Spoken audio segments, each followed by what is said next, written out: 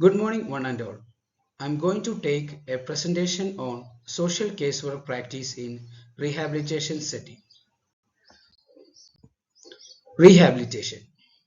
According to WHO, rehabilitation is defined as a set of measures designed to assist individuals who experience or are likely to experience disability with the goal of helping them achieve and maintain optimal functioning in interacting with their environments. Emphasis of rehabilitation is on enhancing and restoring coping capacities and resilience of people grappling with challenges of disabilities. Disabilities could be physical, mental, social, or economically related. Whatsoever form it takes, it undermines adequate functioning of people, which renders them incapable of contributing to the society. Types of rehabilitation. First is medical rehabilitation. This is fundamentally curative and restorative.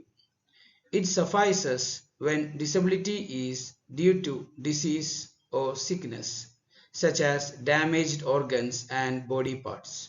Medical rehabilitation also captures social cure, that is, enabling the person to maximally develop physical and mental functions for the purpose of living life as though the disability never occurred. Second type of rehabilitation is educational rehabilitation. Here, emphasis is on helping the client to acquire skills that will help him or her fulfill coping conditions. This can be teaching the usage of Braille to one who is visually impaired or helping one acquire a new mobility pattern, perhaps if he or she is paralyzed. Third type of rehabilitation is vocational rehabilitation. Economic empowerment is the focus here. Potentials of clients are appraised and evaluated so as to look out for matching skills. Gainful occupation and employment form the ends of vocational rehabilitation. Some beneficiaries of vocational rehabilitation services end up in shelter workshops where they are closely monitored for reasons owing to the severity of their mental and social condition. The fourth one is social rehabilitation. Social rehabilitation is a more comprehensive form of rehabilitation which is interdisciplinary, multi-purpose, and holistic in approach. In this type of rehabilitation, diverse rehabilitation services such as educational, medical, vocational, and psychological are provided in one package. The goal here is to ensure that the client reintegrates fully back into the society and appreciate his or her disability, especially in the event of permanent disabilities. Coming to the steps in the rehabilitation process. First step is selection and preliminary investigation. The social worker, also referred to as a counselor, is first expected to conduct an investigative interview. This helps him or her to gather information on the client and the problem to be remedied. The skills like empathy, congruence, unconditional positive regards, and warmth are very important to help the social worker establish rapport rehabilitants and support systems surrounding them. Information during this period is sought in the areas of health, education, emotional balance, social history, relationship with people, among others. Coming to client second step, which is the client study data, and information from the initial interview provides a starting point of the rehabilitant's case study. All the information needed for the total adjustment and treatment of the rehabilitant cannot be obtained just during an interview. Other relevant information is sourced from further investigations and reflections through the data and references obtained during the interview. Some areas deserving more attention after the preliminary investigation include medical evaluation, psychological reports, vocational evaluation, educational evaluation, cultural and environmental evaluation, and social evaluation.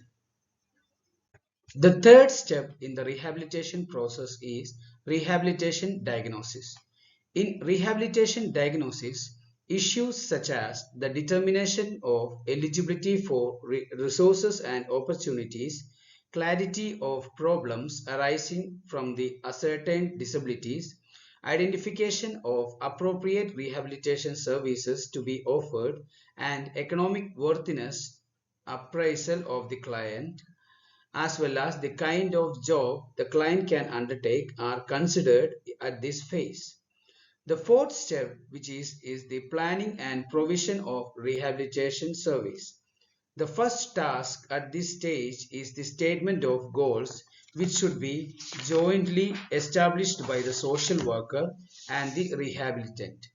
The programs designed for a given rehabilitant should be acceptable to the rehabilitant and in accordance with the rehabilitant's medical, psychological, and social data.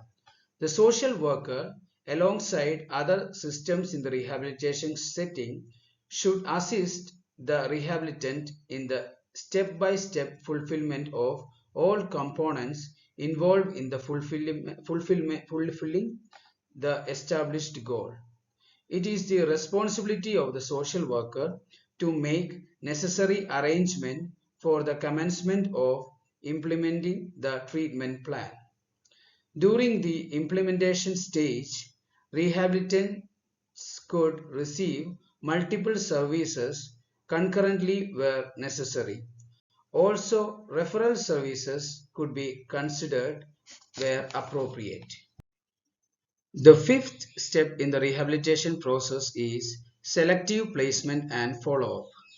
It is the duty of the social worker to arrange for economic opportunities for the client and help in facilitating the process through ensuring that credentials are tidied, capital is raised, workspace is found, employers are ready to accept the rehabilitant regardless of his or her disability.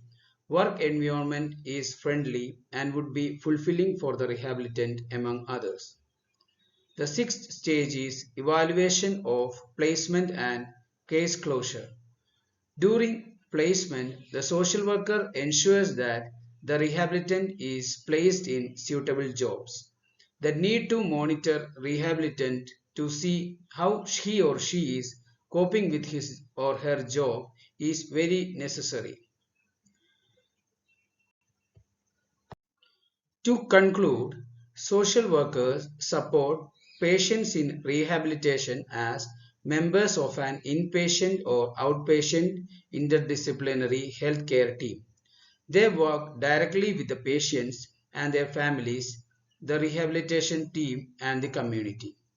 Social workers help patients through feelings of uncertainty, loss, and grief and support them as they learn to maximize their independence and autonomy.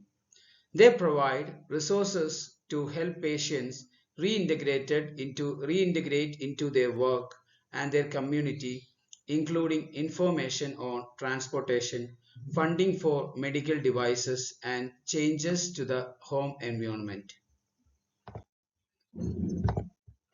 With that, I conclude my presentation. Thank you all.